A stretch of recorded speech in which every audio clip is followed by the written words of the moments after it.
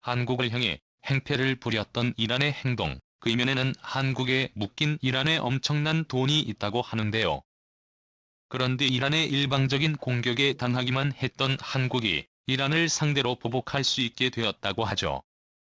바로 이란의 약점인 동결 자금을 한국이 독점적으로 관리할 수 있게 되었기 때문이죠. 한국의 허락 없이는 이란은 어떤 돈도 사용할 수 없게 되었다고 합니다. 이 소식에 이란은 한국을 향해 무릎 꿇으며 살려달라고 빌었다고 하죠. 대체 한국의 중심으로 무슨 일이 벌어졌는지 지금부터 자세하게 설명해 드리겠습니다. 미국과 이야기하겠다. 이란 외무장관인 후세인 나미를 압둘라이언은 수도 테헤란에서 미국과 직접적으로 이야기하겠다고 나서며 그동안 답답했던 이란과 미국 두 국가 사이의 합의가 본격적으로 이루어질 수 있게 되었죠. 이란과 미국이 틀어지게 된 결정적인 계기는 바로 핵 합의와 관련된 부분입니다. 2018년 핵 합의를 미국이 일방적으로 파기한 것에 분노한 이란이 더 이상 미국과 대화하지 않겠다고 거부하면서 두 국가는 냉랭한 사이를 유지했죠. 이란은 과거 이란 제국 시절부터 미국과 좋지 않은 사이를 유지했습니다. 미국은 이란을 제압하기 위해 이란 주변 국가를 포섭 군사기지를 세우며 이란을 압박하기에 이르는데요. 미국의 강력한 군사력을 이란인들과 항일한 쉬운 일이 아니었습니다. 석유 개발로 상당한 부를 축적했지만 미국의 무게를 뛰어넘을 정도로 강력한 군사력을 유지하진 못했기에 이란에서는 강력한 무기를 원했죠. 자연스럽게 이란이 관심을 보인 것은 핵무기였습니다. 미국 몰래 하는 핵 개발을 추진하며 미국의 감시를 피해 실험을 진행했죠. CIA를 비롯한 미국 정보기관은 이란 핵 개발을 눈치채고 이에 미국은 유럽 국가들과 함께 이란에 대한 본격적인 제재를 가했습니다. 수출과 관련해 경제 제재가 들어가자 이란은 심각한 타격을 입었죠. 결국 이를 버티지 못한 이란은 미국과의 협상을 통해 포괄적 공동행동 계획에 서명을 했습니다. 제20회의는 이란이 유엔 안보리 상임이사국과 독일 등 주요 국가와 맺은 경제제재 해제의 협정입니다. 13차에 걸친 실무 협상 끝에 겨우 타결된 것으로 이란은 앞으로 핵무기 보유를 포기하는 대신 미국과 유럽의 경제 제재를 해제하는 것을 골자로 했죠. 모든 것이 끝나고 순조롭게 진행되는 것처럼 보였지만 미국은 협의 이후에도 새로운 경제 제재를 단행했습니다. 이번 제재는 핵 개발 관련한 제재의 해제와는 별개로 탄도미사일 개발과 테러 지원에 대한 제재라는 설명을 내세웠죠. 이런 입장에서는 분노할 수밖에 없었습니다. 핵을 내려놓기로 약속한 협의를 미국이 바로 무너뜨린 것이나 다름없었기 때문인데요. 또 일하는 미국과는 더 이상 대화하는 게 의미가 없다고 판단 강력한 반미 국가로 남았죠. 할 일이 있어도 유럽 국가를 통해 간접적으로 의사를 전달하는 모습을 보였습니다. 당연히 미국도 이런 일환을 곱게 위해줄 필요가 없었죠. 미국은 제재를 계속해서 가했는데요. 당시 대통령인 트럼프는 이란을 굴복시키기 위해 갖은 방법을 동원했습니다. 이란이 호락호락하게 굴복하지 않자 트럼프는 최후의 수단을 썼는데요. 바로 이란의 국영은행과 국부펀드를 제재하는 최고 수위의 제재를 한 것입니다. 이란의 자금은 미국의 허락 없이는 이전할 수 없게 된 것입니다. 이런 입장에서는 매우 당황할 수밖에 없었죠. 바로 이 지점에서 한국이 등장하게 되는데요. 이란은 그동안 한국은행을 이용해 거래를 진행했습니다. 미국의 제재를 피하기 위한 꼼수라고 할 수 있었죠. 그런데 트럼프가 강력한 제재를 가하면서 한국에 묻거든 이란의 엄청난 돈이 한국에 고스란히 남게 된 것입니다. 한국 입장에서도 매우 난처한 입장이었죠. 한국은 이란과의 사이가 나쁘지 않았습니다. 오히려 한국은 이란과 주요 교역을 하면서 좋은 관계를 쌓아왔죠. 이란이 한국은행을 주거래 은행으로 정한 것도 좋은 관계에서 비롯된 것입니다. 그러나 미국이 간섭하면서 이란에도 70억 달러가 한국에 고스란히 남게 되었습니다.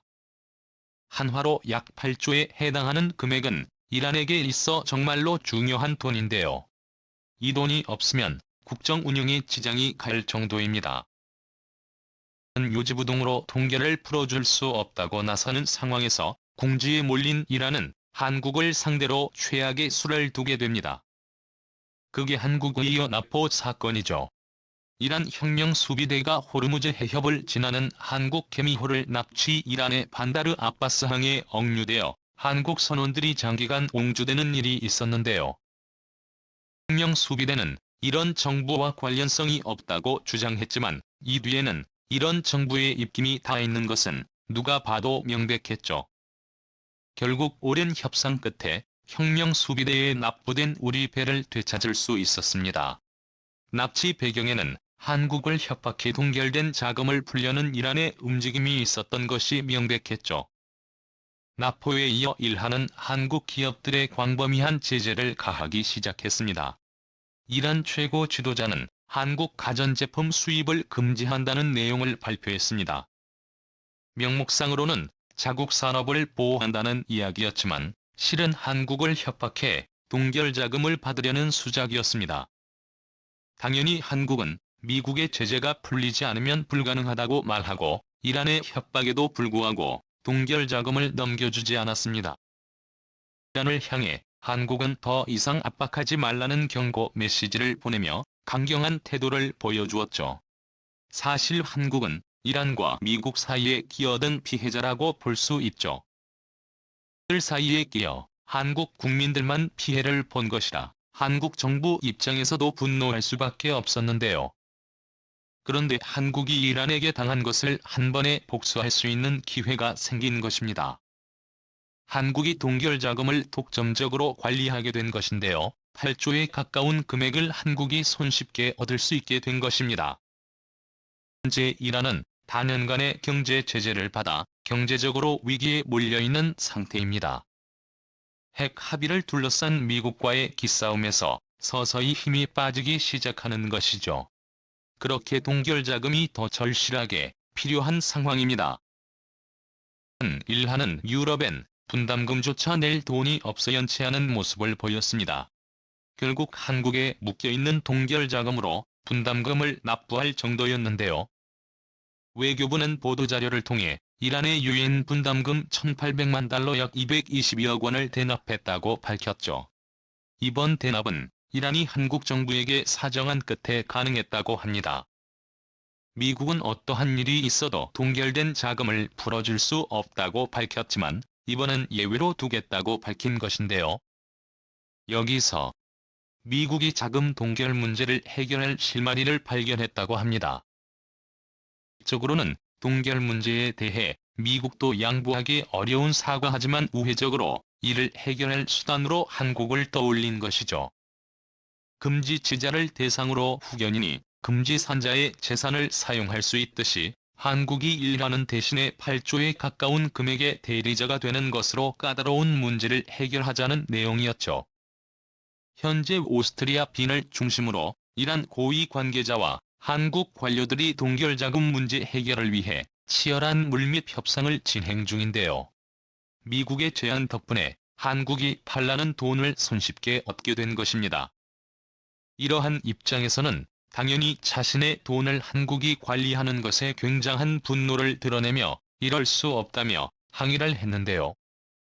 그러나 핵 합의를 둘러싼 합의가 체결되지 않았고 미국의 태도가 강경하기 때문에 이를 받아들이지 않으면 당장 체결해야 할 청구서의 압박을 버티기 어렵습니다.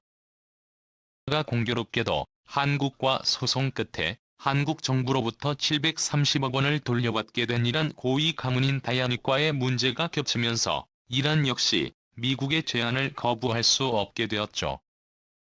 다야닉과는 2010년 한국 기업인 대우일렉트로닉스 매수를 시도했습니다. 그러나 우여곡절 끝에 매수를 할 수 없게 되었고 이에 분노한 타이완, 이것은 국제중재를 통해 한국 정부에 배상금 소송을 걸었습니다.